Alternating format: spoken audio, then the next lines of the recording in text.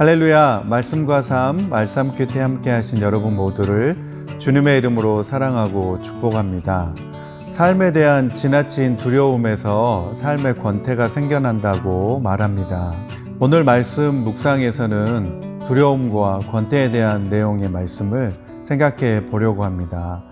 두려움은 나의 가능성에 대한 부분이고, 권태는 내가 너희 모든 삶에 대한 것입니다. 나의 가능성과 나의 삶은 결코 떼어놓을 수 없는 부분이기 때문에 바로 이 지점에서 불안과 권태가 생겨나기 마련입니다. 우리가 살아가면서 불안한 마음을 가질 때에는 내가 할 수 있는 일이 아무것도 없다라고 생각이 되어질 때 이러한 불안한 마음을 갖게 됩니다. 나는 아무것도 할 수 없고 무기력하고 무가치하다라고 생각되어질 때가 있습니다. 그러면서 아무것도 하지 않고 나를 방치하게 만듭니다. 그러면서 이 지리한 삶이 덧없이 흘러갈 것이다 라고 생각되어질 때 바로 삶의 권태가 찾아오게 됩니다. 특별한 일이 일어나지 않고 삶은 무한히 반복되어지는 가운데에서 내 삶은 무가치하다라고 생각하는 것입니다. 유난히 평범해 보이는 한 청년이 다음을 준비하고 있습니다. 제가 좀 되게 어두운 데에 계속 살았거든요. 노래는 못하지만 그래도 부를 때만큼은 그래도 좀 내가 아닌 다른 사람이 되는 기분이 좀 그런 것 같아요.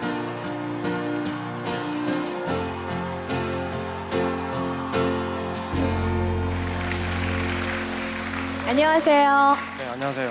22살 최선봉이라 합니다. 풍기는 외모로 봐서는 지금 무슨 일을 하고 계신지 가늠을 할 수가 없어요. 네, 그냥 막노동하고 있습니다. 네. 새벽에 네. 여기 지원서를 보니까 최성봉 씨 가족상에 아무도 기재가 되어 있질 않아요. 제가 3살 때 고아원에 이렇게 맡겨졌는데요. 5살 때 고아원에서 구타를 맞아가지고 도망쳐 나왔어요.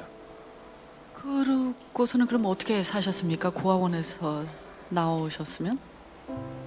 5살 때부터 그냥 껌 같은 거 팔면서 바카스나 이런 거 팔면서 그냥 뭐 그렇게 생활을 했고요. 10년 정도. 누군가와 같이 생활을 했나요? 아니요, 혼자. 혼자 5살 때부터.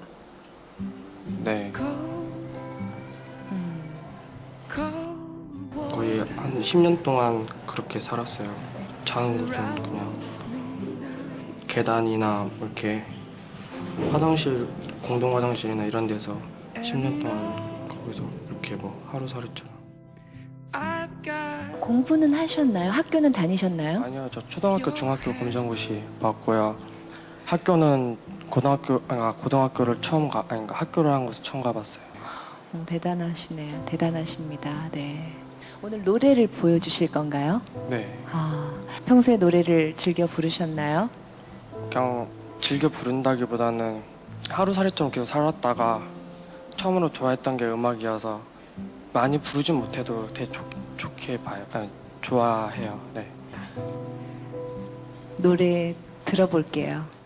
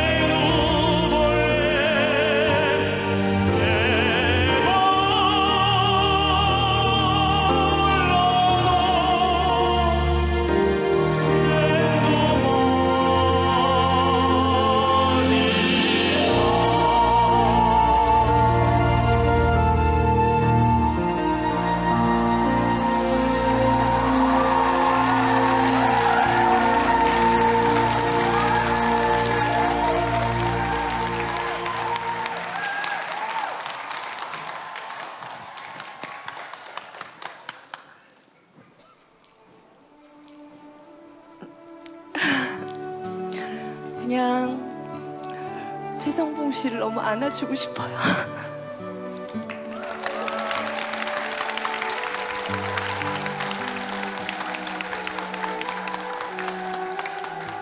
왜 노래하고 싶어요? 제가 어릴 때 좀 많은 사건들이 되게 많았어요. 그러니까 막 어디 팔려가기도 하고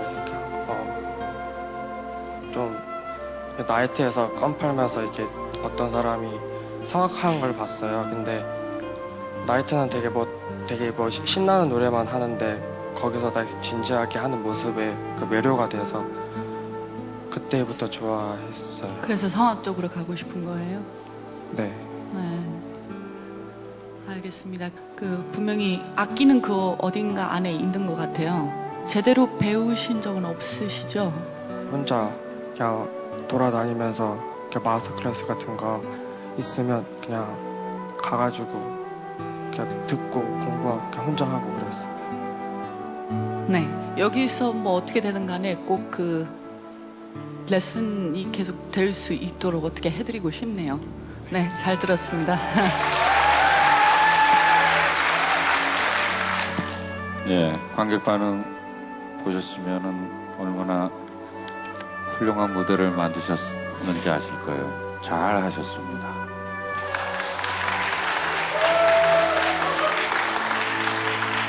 판정하겠습니다. 합격입니다. 장진 감독님 합격입니다. 축하합니다. 지역 예선을 통과하셨습니다.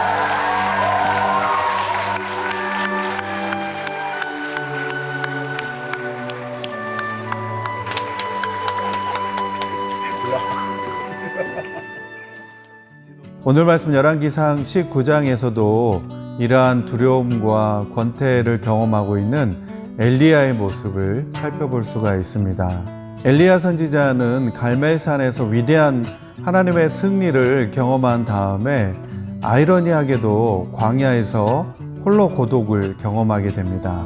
이러한 사실에서 우리가 잘 알 수 있는 것은 하나님의 승리가 곧바로 믿는 자들에게 승리로 나타나는 것은 아니라는 것입니다. 이러한 상황 가운데 빠져있던 엘리야는 지치고 또 모두에게 버림받았다라고 생각하는 가운데서 깊은 절망감을 맛보았던 것입니다. 자신은 열심히 바알 선지자들과 대항하여 싸웠지만 그가 생각해 볼 때에 자신들의 조상보다 그가 더 나은 것이 없다라고 생각을 했던 것입니다. 결국 엘리야는 이러한 삶 가운데서 자신의 삶의 불안을 느꼈고 이러한 불안 속에서 삶의 권태마저 느끼게 되었습니다. 그래서 엘리야는 하나님 앞에 죽기를 바랬지만 그러나 하나님은 그에게 물과 떡을 주어 살게 하셨습니다. 엘리야에게 힘을 돋우어 주었을 뿐만 아니라 그에게 이제 새롭게 감당할 사명도 허락해 주시는 하나님을 볼 수 있습니다. 다 함께 오늘 말씀 열왕기상 19장에 있는 말씀을 살펴보도록 하겠습니다. 열왕기상 19장 9절에서 17절 말씀입니다. 엘리야는 거기에 있는 동굴에 이르러 거기에서 밤을 지냈다. 그때 주님께서 그에게 말씀하셨다. 엘리야야, 너는 여기에서 무엇을 하고 있느냐? 엘리야가 대답하였다. 나는 이제까지 주 만군의 하나님만 열정적으로 섬겼습니다. 그러나 이스라엘 자손은 주님과 맺은 언약을 버리고 주님의 제단을 헐었으며 주님의 예언자들을 칼로 쳐서 죽였습니다. 이제 나만 홀로 남아있는데 그들은 내 목숨마저도 없애려고 찾고 있습니다. 주님께서 말씀하셨다. 이제 곧 나 주가 지나갈 것이니 너는 나가서 산 위에 주 앞에 서 있어라. 크고 강한 바람이 주님 앞에서 산을 쪼개고 바위를 부수었으나 그 바람 속에 주님께서 계시지 않았다. 그 바람이 지나가고 난 뒤에 지진이 일었지만 그 지진 속에도 주님께서 계시지 않았다. 지진이 지나가고 난 뒤에 불이 났지만 그 불 속에도 주님께서 계시지 않았다. 그 불이 난 뒤에 부드럽고 조용한 소리가 들렸다. 엘리야는 그 소리를 듣고서 외투자락으로 얼굴을 감싸고 나가서 동굴 어귀에 섰다. 바로 그때 그에게 소리가 들려왔다. 엘리야야, 너는 여기에서 무엇을 하고 있느냐? 엘리야가 대답하였다. 나는 이제까지 주 만군의 하나님만 열정적으로 섬겼습니다. 그러나 이스라엘 자손은 주님과 맺은 언약을 버리고 주님의 제단을 헐었으며 주님의 예언자들을 칼로 쳐 죽였습니다. 이제 나만 홀로 남아있는데 그들은 내 목숨마저도 없애려고 찾고 있습니다. 주님께서 그에게 말씀하셨다. 너는 돌이켜 광야 길로에서 다마스쿠스로 가거라. 거기에 이르거든 하사엘에게 기름을 부어서 시리아의 왕으로 세우고 또 님시의 아들 예후에게 기름을 부어서 이스라엘의 왕으로 세워라.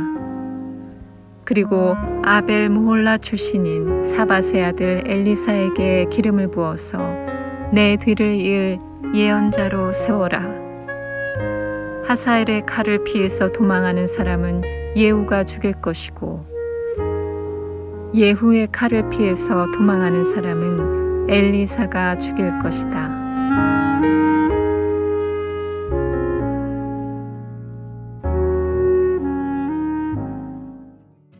호렙산 가운데에서 하나님께서는 지난날 모세처럼 엘리야에게도 하나님께서 지나가시리라라고 하는 확실한 말씀을 듣게 해주십니다. 이러한 과정을 통해서 엘리야는 하나님의 본질이 무엇인지에 대해서 새삼 다시 깨닫게 되었습니다. 오늘 본문 말씀 가운데서 엘리야가 경험한 것은 무엇이었습니까?